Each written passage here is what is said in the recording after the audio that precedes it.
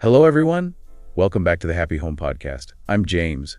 And I'm Emma. All right, so today we're diving into something I think we all face at some point, making new friends.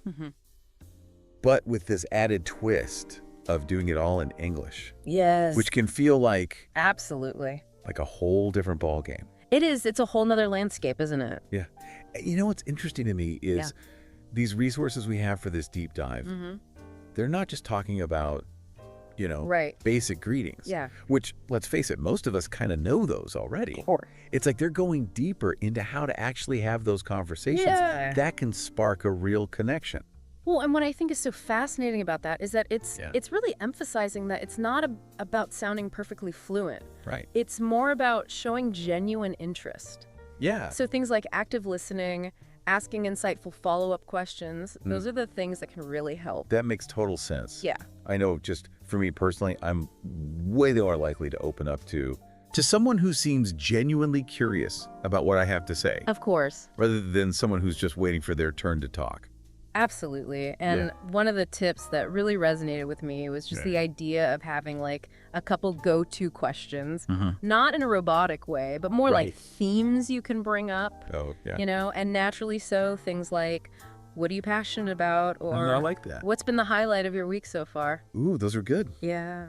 Because they're not small talk, Right. but they're also not too intrusive. Exactly. It's like you're giving the other person permission to share something meaningful. Exactly. And I think that can really accelerate that feeling of connection. It's all about creating a space where, the other person feels comfortable opening up and sharing. And speaking of comfort zones, one of the sources kind of tackles this tricky subject of cultural differences. That's a big one. It is. I've definitely had some awkward moments Oh, I'm sure. where I wasn't sure if I was being too forward or too reserved. Right. And it all boiled down to just different cultural norms. Well, and this source offers a really helpful perspective, I think. Okay. Which is, instead of viewing these differences as obstacles, what if we viewed them as opportunities to learn and grow? I love that. So it's about approaching those situations with curiosity and humility. I love that reframing. Yeah. Instead of fearing a faux pas, you're turning it into a chance to Exactly. gain some cultural insights. Right. It's like a built-in cultural exchange program with every conversation. I love that. Right. And the source even gives Yeah. specific examples of Right. common misunderstandings, like the perception of time. Oh, yeah. What's considered late in one culture might be perfectly acceptable in another. Oh, tell me about it. Yeah. I once waited for a friend for almost an hour at a cafe, Oh, wow. and I was getting increasingly frustrated, Yeah. only to find out later that in their culture, Right. being fashionably late is like a sign of respect. Interesting. So it's all about understanding those unspoken rules. It is. And the source even encourages listeners to be upfront about these potential misunderstandings. Okay. Like you can even say something like, I'm still learning about the customs here. Could you tell me more about... That's so smart. And then you can ask about whatever cultural norm you're not sure of. I love that tip Yeah, because it shows that you're self-aware and eager to learn. absolutely. And I think that goes a long way in just building trust It does. and rapport with someone. For sure. Plus, it takes the pressure off of you to have to guess Exactly. the right way to behave. It's all about embracing that learning curve and making it like Yeah. a collaborative experience. I love that. Okay. Now, are you ready for a little linguistic adventure? Let's do it. Okay. So, one of the sources dives into the world of idioms Yes. related to friendship. Okay. These are those phrases that native speakers use Right. so effortlessly. But can these language learners, scratching their heads, Sure. like to hit it off or to be thick as thieves, Yes. those don't literally mean Right. what they say. Exactly. Yeah. And that's where the source comes in. Yeah. It really helps break them down. Okay. And explain the meaning. Yeah. And give you examples of how to use them naturally. Yeah. So instead of just saying we became friends, Right.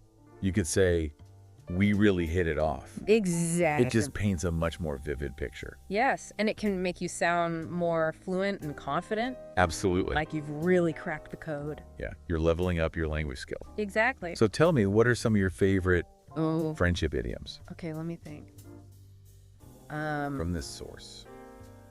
I particularly like the idiom to be joined at the hip. which describes friendships where people are practically inseparable. Yeah. And then there's to go way back, which is a great way to talk about a long-standing friendship. Those are great. I can already see myself working those into conversations. I see. And I bet it'll make the whole experience of making friends in English even more fun and rewarding. I think so too. Yeah. I agree. All right. Okay. You know, it's funny because learning these idioms makes me think about one of the biggest anxieties people have about making friends in a new language. What's that? The fear of making mistakes. Oh, absolutely. Yeah. I've been there. Yeah. And one of the sources addresses that. Okay. And reminds us that mistakes are inevitable. Right. And they're actually a sign that you're pushing yourself and growing. I appreciate that perspective. Yeah. It's like instead of seeing them as failures, see them as stepping stones. Exactly. And the source even offers some practical strategies. For navigating those moments, you know? Yeah.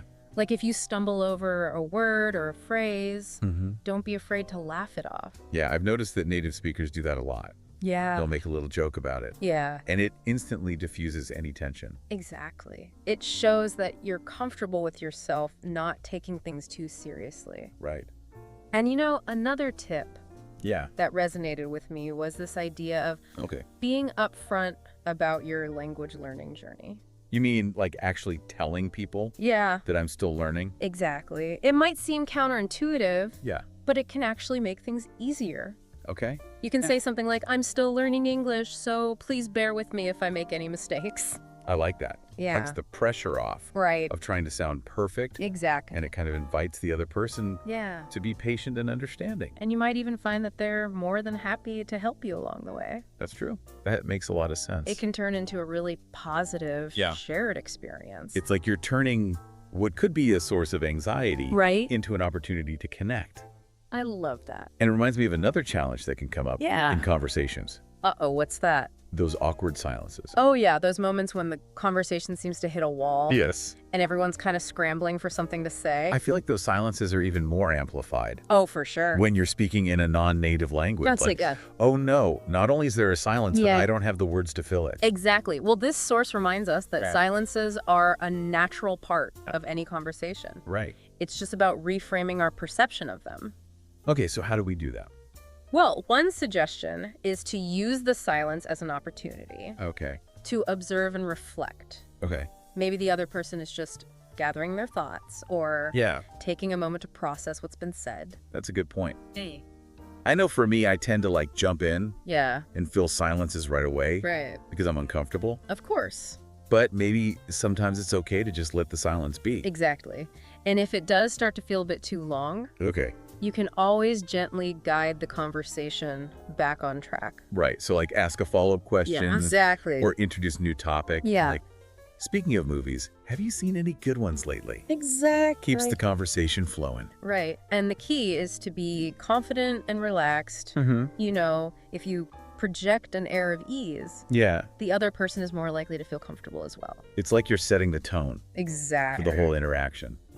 I love that. And this whole conversation about handling silences makes me think about the bigger picture Okay. of building confidence Yes. when you're speaking English. Well, one of the sources talks about Okay. the importance of positive self-talk. Okay. It's basically about being your own cheerleader, focusing on your progress Yeah. rather than dwelling on your mistakes. I think that's so crucial. It is. It's so easy to get caught up Right. in that inner critic that tells you you're not good enough. Absolutely. But if we can shift our focus to what we're doing well, it can make a huge difference. Absolutely. The source even suggests keeping a success journal where you write down all the positive experiences Exactly. you've had speaking English, Yeah. no matter how small. I love that idea. Me too. It's like creating a tangible record of all those times that you've succeeded. Right. And that can be so encouraging Yeah. when those feelings of self-doubt creep in. Absolutely. And it's a great reminder that progress isn't always linear. That's true. There will be ups and downs. Right. But the important thing is to keep practicing and celebrate those wins along the way. I feel like this conversation is giving me so much more Good. than just language tips. Yeah. It's like a whole mindset shift I agree. about how to approach not just learning English, but also putting myself out there and making those connections. That's the beauty of it. Yeah. It's about realizing that language is more than just words. Right. It's a tool for building relationships and experiencing the world in a deeper way. I love that. As we're wrapping up this deep dive, I'm struck by how much these sources really emphasize this idea that making friends in English.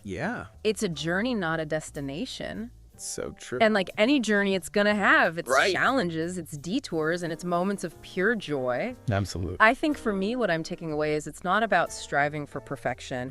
It's about embracing the process. Absolutely. Yeah. And one of the sources even suggests viewing this whole experience as a form of cultural immersion. I like that. So every conversation, every interaction is a chance to learn. Not just about the language, but also about the people and the culture behind it. That's such a beautiful way to look at it. Isn't it? Yeah, it's like you're constantly expanding your worldview with every new connection you make. I love that.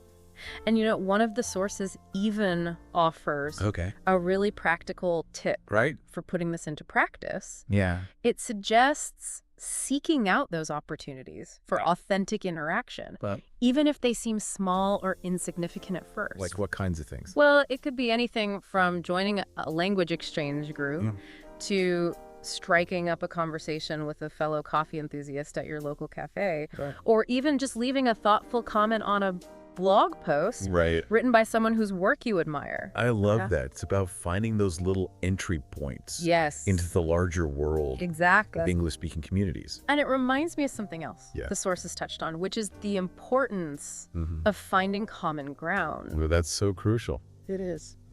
When you can connect with someone over a shared interest or a hobby or a similar sense of humor, it instantly breaks down barriers and creates a sense of camaraderie. For sure. It's like you found that secret handshake that lets you into the club. Right. And then suddenly the language itself becomes less of a focus. Right. And the connection is really the priority. Exactly. And, you know, as we come to the end of this deep dive, I'm left with a sense of optimism and excitement. Me too. I hope our listeners are as well. Yeah, I feel like we've been given not just a toolkit, but a whole new perspective on what it means to make friends in English. It's not about conquering the language, it's about connecting with people. Yes.